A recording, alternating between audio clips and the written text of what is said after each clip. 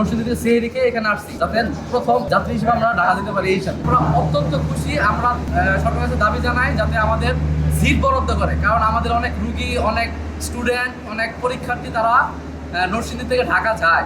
তাদের জন্য আমাদের একটা সিটের দরকার, অবশ্যই দরকার আছে, কারণ আমাদের নরসিংদীবাসীদের প্রাণের দাবি ছিল যে আমাদের একটা কমিউনিটি ট্রেন হোক, যাতে আমরা নিয়মিত অন্যান্য ট্রেনের যাত্রীর যে চাপ, এই চাপটা যাতে কমে আমাদের নরসিংদীবাসীদের জন্য। এই কারণে আমরা একটা ট্রেন চাইছিলাম, সেই ট্রেনটা পাইছি আলহামদুলিল্লাহ। যাবতীয় নরসিংদী কমিটির জন্য অনেক দৌড়ঝাঁপ করতেছিল, শেষ আমাদের এই দৌড়ঝাঁপটা অবশ্যই শেষ হয়েছে, কিন্তু এখনো যে সিট বরাদ্দর যে বিষয়টা, সিট সিস্টেমটা এখন হচ্ছে যে আগে আসতে পারবে সেই বলবে।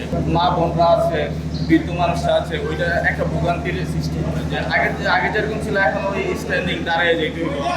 আমি অত্যন্ত খুশি যে মহিলাদের জন্য, আমাদের মা বোনদের জন্য আলাদা একটা সিট কামরা দেওয়া হয়েছে বগি, যে আমাদের ভৈরব থেকে এই ধরনের মহিলাদের জন্য আগে কখনো বগি দেওয়া হয় নাই। এই জিনিসটা আমাদের অনেক ভালো লাগছে। আপাতত সকালে যাবে, রাতে আসবে, কিন্তু এটা আমাদের ওয়ার্কিং টাইম টেবিল 54-তে লেখা আছে 4 বার আসা যাওয়ার কথা। অর্থাৎ সকালে গিয়ে ওখানে আবার আসবে, দুপুরে আবার যাবে, আবার রাতে আসবে, রাতে থাকে, পরদিন সকালে যাবে। অর্থাৎ সকাল 6:45-এ ছেড়ে 9:05 এখানে ঢাকা পৌঁছাবে, 10:35 ছেড়ে আসার পর আবার 13:35 এখানে আসবে, আইসা 14:05 আবার এখান থেকে যাবে, যাওয়ার পর 18:10 16:10 পৌঁছাবে, আবার 18:30 রওনা দিয়ে 21:10 ঘুরে পৌঁছবে।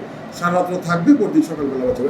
বিভিন্ন কমিটির সংকট এবং সংকটের কারণে আমরা এই ট্রেনটি চালু করতে পারিনি। বাংলাদেশের দীর্ঘদিনের পরিকল্পনা ছিল নরসিংদীবাসী এবং গরিববাসীর দাবির পরিপ্রেক্ষিতে এই ট্রেনটি পরিচালনা করা। বর্তমান তত্ত্বাবধায়ক সরকারের মাননীয় উপদেষ্টা মহোদয়, সচিব মহোদয় এবং বাংলাদেশ রেলের মহাপরিচালকের জিএম মহোদয়ের অক্লান্ত প্রচেষ্টা আজকে 26শে মার্চ মহান স্বাধীনতা দিবস উপলক্ষে আমরা নরসিংদী এবং গরিববাসী সে প্রত্যাশাটি পূরণ হতে যাচ্ছে।